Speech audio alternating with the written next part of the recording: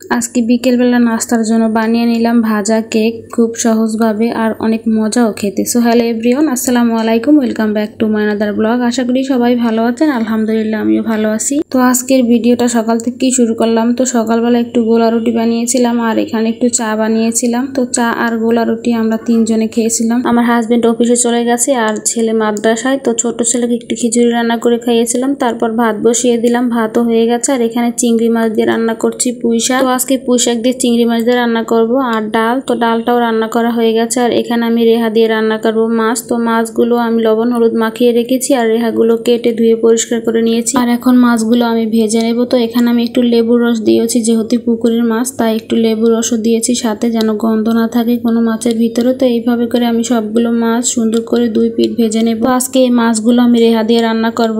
তো ভাবছিলাম একদমই মজা লাগবে না, যেহেতু এই মাছগুলো এমনিতেই খুব একটা মজা লাগে না, ভুনা করলে একটু ভালো লাগে, তাই ভাবলাম যে কেমন না লাগে, কিন্তু ততটা খারাপ লাগেনি, মোটামুটি মজাই লাগছিল। তো এখানে আমি পেঁয়াজ রসুন আর এখানে কাঁচা মরিচটা ভালো করে ভেজে নিয়ে অল্প করে একটু মরিচের গুঁড়া দিয়েছি কালার আসার জন্য। আর এখানে দিয়েছি আমি 2 চামচের মতো দিয়েছি হলুদের গুঁড়া। তারপর একটু পানি দিয়ে মশলাটা ভালো করে কষিয়ে নিয়ে তারপর দিয়ে দিয়েছি আমি কেটে ধুয়ে রাখা রেহাগুলো, দিয়ে ভালো করে নেড়েচেড়ে একটু কিছুক্ষণ কষিয়ে নিয়েছি ঢাকনা দিয়ে। তারপর দিয়ে দিয়েছি এখানে পরিমাণ মতো পানি, যেহেতু রেহাটা আমি কষানোর সময় একদম ভালো করে কষিয়ে নিয়েছি তাই এখানে আমি অল্প পরিমাণ পানি দিয়েছি, কারণ রেহাটা আগে অনেকটা পরিমাণ সেদ্ধ হয়ে গেছে। সাথে আমি অল্প একটু আলু দিয়েছি, যেহেতু আমার ছোট ছেলে আলু পছন্দ করে তাই। তো এখন মাছগুলো সব দিয়ে দেবো। মাছগুলো সব দিয়ে আমি কিছুক্ষণ রান্না করে নেব, একটু নেড়ে চেড়েও দেবো। ঝোলটা যখন একদম কমে যাবে তখন আমি চুলাটা অফ করে নামিয়ে নেব। এখানে একটু ধনিয়া পাতা দিলে অনেক ভালো লাগতো, কিন্তু আমার ফ্রিজে ছিল, দেওয়া হয়নি, কারণ সকাল থেকে একদমই কারেন্ট ছিল না। 2 বার ফ্রিজ খুলেছিলাম তাই আর লাস্ট বার খুলিনি, যদি আজকে কারেন্ট না আসে সেই জন্য। তো আজকে রান্নাটাও, ভাত রান্নাটাও আমি চুলাতে করে নিয়েছি, রাইস কুকারে একদমই রান্না করতে পারিনি যেহেতু কারেন্ট ছিল না। আমি যেহেতু সব সময় কাঁচামরিচ দিয়ে তরকারিটা রান্না করি, তো আজকে একটু কাঁচামরিচটা কম দিয়ে অল্প পরিমাণে একটু মরিচের গুঁড়া দিয়েছি, দেখি যে কালারটা কেমন হয়। এরকম কালারটা হলে মোটামুটি ভালোই দেখায়, তাই না? তো দুপুরে খাওয়া দাওয়া শেষ করে বিকালের দিকে ভাবলাম যে একটু কেকের মতো করে বানিয়ে দিই। ছোট ছেলেটা বলছিল যে কেক খাবে, তো কেক বানানো তো সহজ